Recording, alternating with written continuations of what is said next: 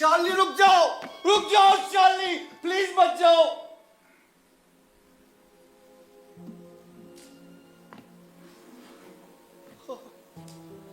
और वो चली गई हमेशा के लिए मुझे छोड़कर।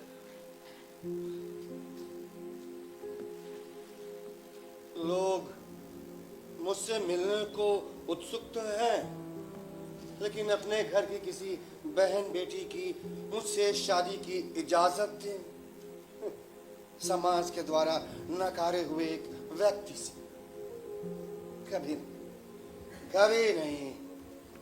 मेरी भी उनमें कोई आस्था नहीं है। लोग मेरी तारीफ करते हैं, मेरे साथ फोटो खिंचवाते हैं, मगर वे मुझे जानते नहीं। मैं उनके लिए एक अजनबी हूं। अरे मैं घुटनों के बल बैठ गया और उससे अपनी खुशी की भीख मांगी थी, और उसने क्या कहा? उसने कहा स्टेज छोड़ दो स्टेज। वो मुझसे, एक अभिनेता से प्यार तो कर सकती, लेकिन शादी कभी नहीं।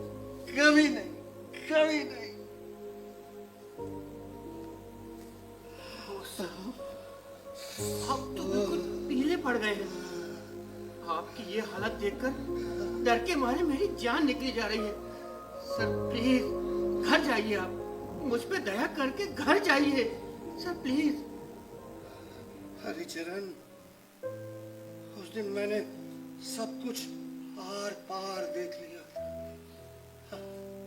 और उस ज्ञान को गांठ बांध कर रख लिया। उसके बाद जब कभी भी उस लड़की के ख्याल,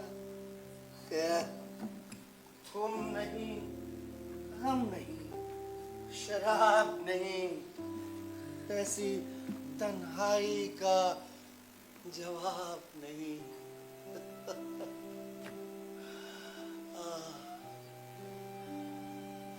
खैर, मैं उद्देश्यहीन भटकने लगा था। दिन प्रतिदिन बिना अपने भविष्य के बारे में सोचे मैंने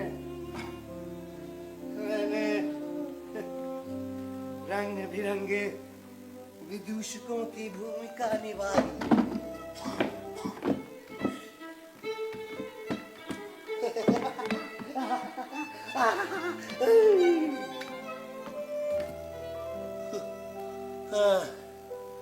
अपने दिमाग को बर्बाद होने के लिए छोड़ दिया।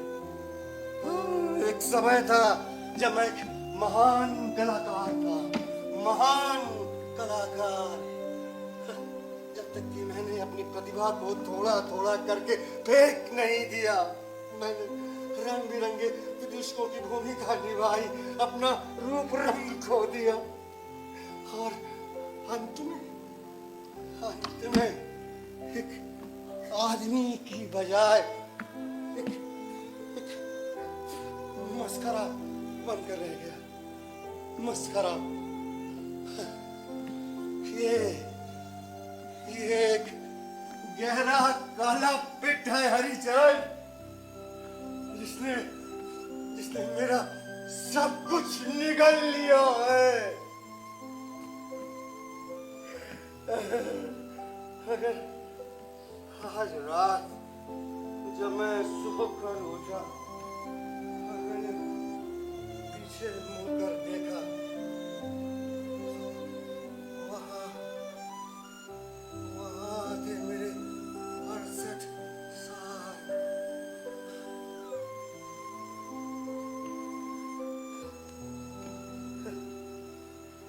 मुझे अभी समझ में आया है हरिचरण, कि बूढ़ा होना क्या होता है। सब कुछ खत्म हो चुका है, सब कुछ खत्म। शांत शांत हो जाइए सर, प्लीज शांत हो जाइए। हे भगवान। अरे राहुल, दीपक। पर तुम नहीं जानते हरिचरण कि मैं कितना प्रतिभाशाली था, कितनी ताकत थी मेरे अंदर, कितनी वाक्पटुता, कितना गरिमामयी था मैं, और कितना कोमल। न जाने कितने तारों ने इस सीने को झंकृत किया है, लेकिन अब ये सब कुछ सोच कर मेरा दम घुटता है हरिचरण, दम घुटता है मेरा, दम घुटता है मेरा। सर, आप ठीक तो है सर? सर, ठीक है आप? क्या हुआ? मैं ठीक हूँ मैं, और मुझे पता है कि क्या करके मैं ठीक हो सकता हूँ। हरिचरण, अब सुनो तुम मुझसे तुगलक की स्पीच। एक मिनट रुकिए सर, मैं कॉस्ट्यूम लाता हूँ। ये भी रख देना अंदर, तब तक मैं जरा सांसें ले लूं।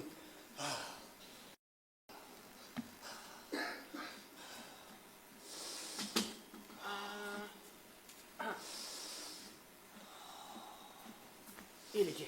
हाँ, ले आए। हाँ, ये अच्छा किया तुमने, इससे थोड़ी मदद मिलेगी मुझे। अरे किधर है? आराम से।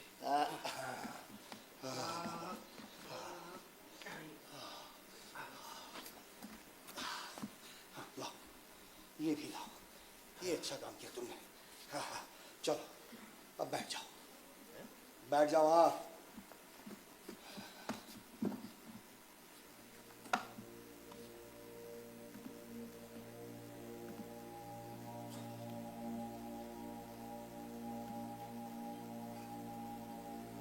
मेरे हाथों मारे जाने वालों सबके नाम तो तुमने गिना दिए, लेकिन संपन्न शहर के शहाबुद्दीन को भूल गई। हकीकत में वही मेरी तमाम कारगुजारियों का सबसे बड़ा सबूत था। उसकी लाश में खंजर मैंने कई मर्तबा भोंका था, ताकि लोगों पर यह जाहिर हो कि बागियों के साथ जूझता हुआ वो मारा गया। जब जब खंजर से उसकी लाश को चीरता था, मेरे रोंगटे खड़े हो जाते थे। एक ऐसी खुशी की सनसनी मेरे पूरे जिस्म में दौड़ जाती थी। एक ऐसी वहशी वहशी ताकत का एहसास होता था जैसा पहले कभी नहीं हुआ। और तब मैं जानू यथायथ समझ गया कि खुखारी का वजूद मेरे दिमाग में नहीं, मेरी रगों में है। तशद्दुद मेरे रग रग रेशे रेशे में रचा बसा है। ये मोहब्बत, सुकून, अदलो अमन जैसे तमाम लफ्ज उस वक्त मुझे सिर्फ एक हर्फ का बुलंदा नजर आया। और जब मैंने अपने अंदर झांका तो पाया अलावा खुखारी और तशद्दुद के मेरे पास कुछ भी नहीं है। सबसे पहले मैंने 3 आदमियों को कत्ल किया, अपने वालिद, अपने भाई और मोहतरम शेख इमामुद्दीन, जो कि तीनों ही मेरे हमशक्ल थे।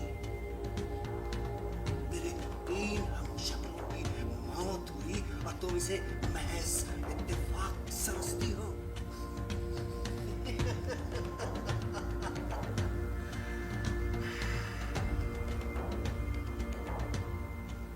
क्या हुआ? ये खराब था क्या? अरे हरिचरण, चलो तुम्हें मैं कुछ और सुनाता हूँ, इससे भी बेहतर, ठीक है? यहाँ क्या क्या पड़ा है भाई? हाँ, एक मिनट। हाँ, ये रहे वो। तुम एक काम, तुम जरा जोर जोर से आवाजें लगाओ, अश्वत्थामा अश्वत्थामा, जैसे जंगल में आवाज दे रहे हो अश्वत्थामा को। हाँ। अश्वत्थामा!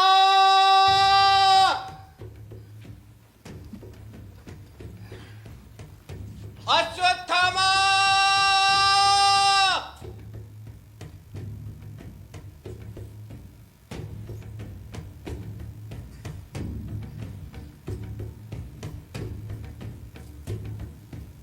ये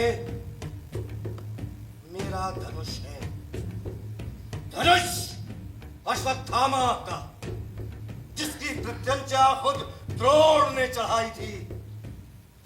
आज जब मैंने दुर्योधन को देखा, निशस्त्र, दीन, आंखों में आंसू भरे, मैंने मरोड़ दिया अपने इस धनुष को, कुचले हुए सांप सा भयावह किंतु शक्तिहीन मेरा धनुष है ये। किसके बल पर लूंगा मैं अब प्रतिशोध पिता की निर्मम हत्या का? वन में, भयानक इस वन में भी भूल नहीं पाता हूं मैं कि कैसे सुनकर युधिष्ठिर की घोषणा अश्वत्थामा मारा गया। शस्त्र रख दिए थे गुरु द्रोण ने रणभूमि में, उनको थी अटल आस्था युधिष्ठिर की वाणी में, पाकर नियत्थाओं ने, पापी धृष्टद्युम्न ने अस्त्रों से कंड कंड कंड कंड कर डाला। भूल नहीं पाता हूं मैं, मेरे पिता थे अपराजे, अर्ध सत्य से ही युधिष्ठिर ने उनका वध कर डाला। भूल नहीं पाता हूं मैं, भूल नहीं पाता हूं मैं।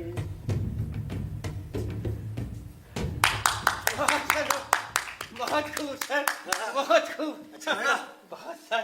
तो ये है ताकत मेरे अंदर। अच्छा, और कुछ सुनना है?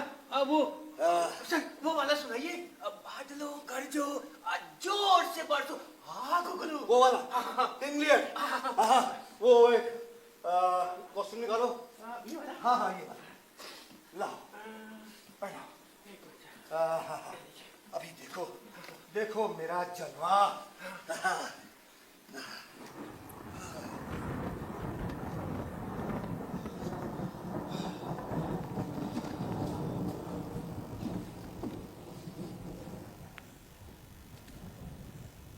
बादलों जोर से गरजो, आग उगलो बादलों,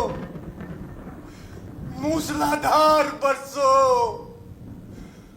आंधी पानी बादल बिजली, तुम मेरी बेटियां नहीं हो। मैं तुम पर बेरहमी का कोई इल्जाम नहीं लगाता। तुमको मैंने अपना राज्य भेंट नहीं किया, तुमको अपनी औलाद नहीं कहा। तुम मुझे इज्जत देने के लिए मजबूर नहीं हो। बादलों आग उगलो, बादलों मूसलाधार बरसो।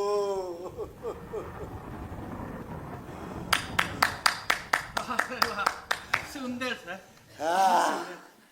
तो ये ताकत है मेरे लिए। मैं बूढ़ा नहीं हूँ। अब कुछ और इसी तरह का जो मुझे मेरी जवानी के दिन वापस लौटा दे। हाँ, एक मिनट हरिचरण, मुझे सोचने दो कि शुरू कहाँ से करना है। मिसाल के तौर पर हाँ, अंधा युद्ध शुरू करता हूँ। हाँ, ये ठीक रहेगा। अंधा युग से शुरू करता हूँ और तुम एक काम करो भाई, जरा मेरी मदद करो। है? लाओ, छो। अरे वो तो रही गया।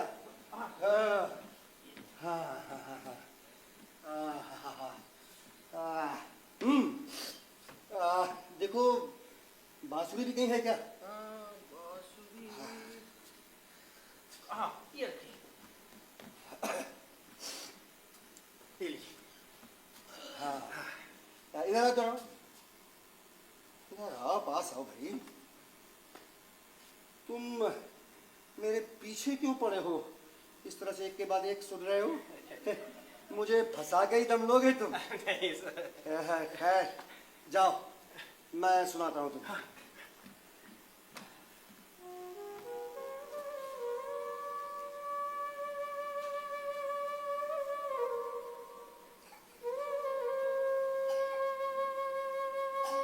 माता, प्रभु हूँ या परात्पर, पर पुत्र हूँ तुम्हारा। तुम माता हो। मैंने अर्जुन से कहा, सारे तुम्हारे कर्मों का पाप पुण्य योगक्षेम मैं वहन करूंगा अपने कंधों पर।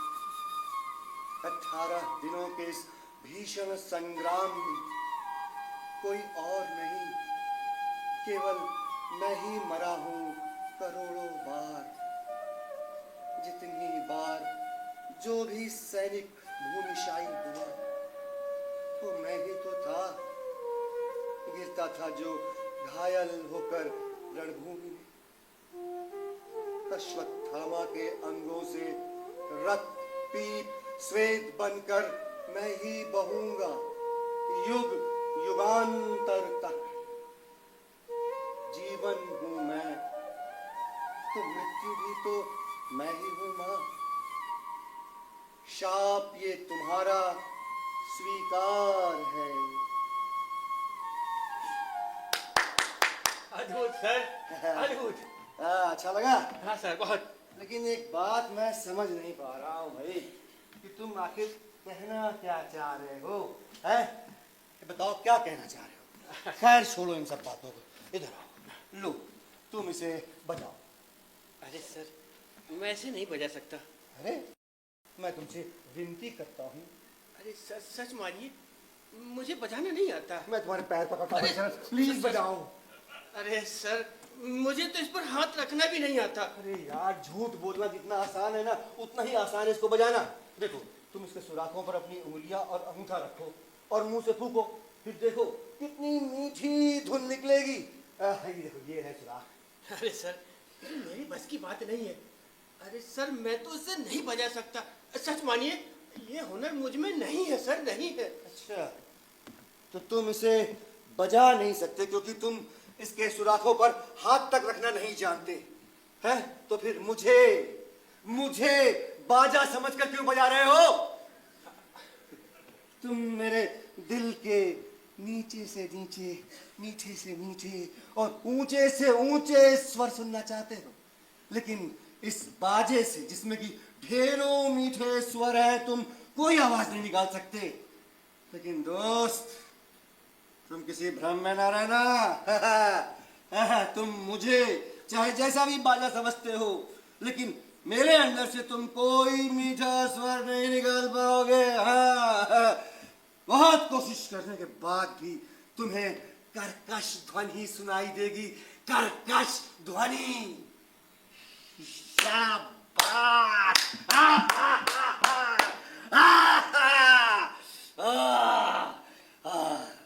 कहाँ है शैतान बुढ़ापा मुझ में? मैं बूढ़ा नहीं हूं, ये सब बकवास है। अरे प्रतिभा और बुढ़ापा एक साथ कभी हो ही नहीं सकते। तुम तो यार जैसे गूंगे ही हो गए हो। एक पल रुको जरा, मुझे अपने होशो हवास में आने दो।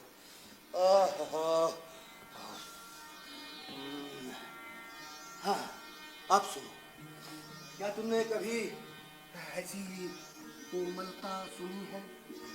ऐसा संगीत कोमलता से